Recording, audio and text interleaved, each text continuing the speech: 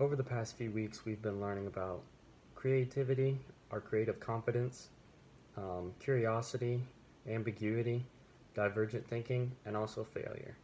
So these things all have their own connections to each other, and these are just some things that I've connected as well as what I've learned. So in these next few clips you're about to see, I'm going to show you some things that kind of represent me and what I like to do, but also explain why I chose these things and how they can represent the different creative mindsets that we've learned.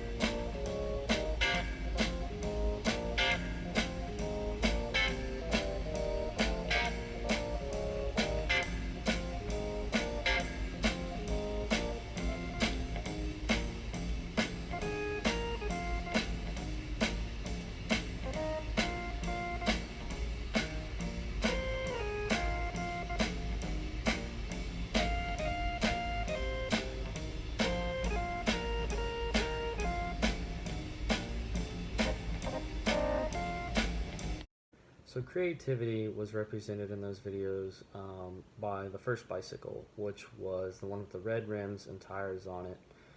It's not something that you see very often. It's very different and original because I mean most bicycles you see going around town have just a pair of silver or black rims on them with a pair of black tires. So creativity is, according to dictionary.com, says the ability to transcend traditional ideas, rules, patterns, relationships, or the like, and to create meaningful new ideas, forms, methods, or interpretations. So to me, creativity is, or a way that I'm creative, is the way that I think and problem solve. So I like to kind of analyze things first, break it down. Okay, what's the problem?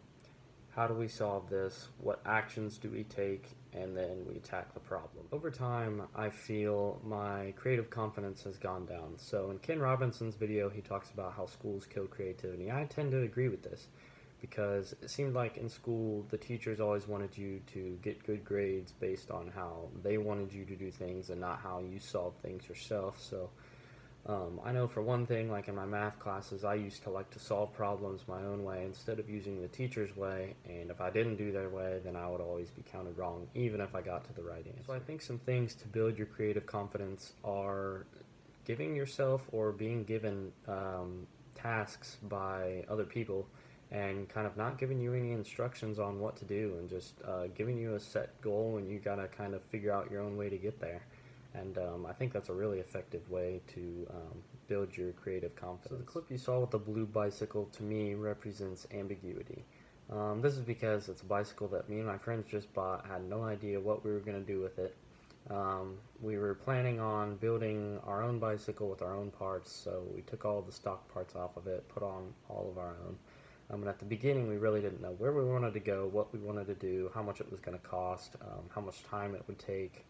So this really made us curious. So I think with curiosity, you have to really be curious with your own interests rather than the ones of others.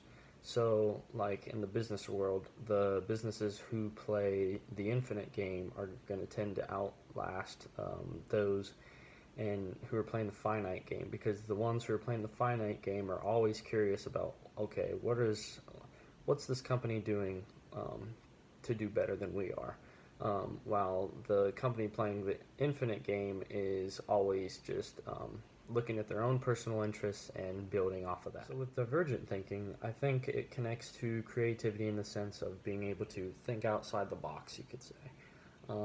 So things to help that, I would say, are brainstorming, or like here, I did a little mind map, which I usually don't do. But also, one thing that I did was a change in habit. So I went to bed about an hour earlier for a few days straight, and I noticed that I was getting more sleep, better sleep, and also I had more energy throughout the rest of the next day. So that kind of led me back to curiosity, think with the thought of like, okay, why do I have so much more energy with only 1 extra hour of sleep? So I think with curiosity, it could kind of help you maximize your own results. So the clip you saw with my motorcycle, that clip kind of represents failure to me because riding motorcycles is something I love to do, but I can't do it because that bike hasn't run in over a year and a half, and I've done many things to try to get it to run and just can't. I've just recently learned that it's going to cost me a few $1,000s to get it back in running condition.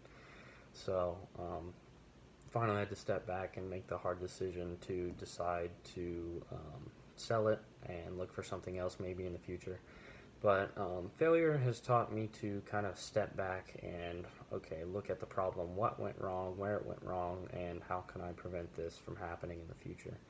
And I think in the business world, that's very important too. You have to be resilient, and you have to be able to get back up, look at your problem, where it went wrong, um, and you have to be able to bounce back even stronger than you were before.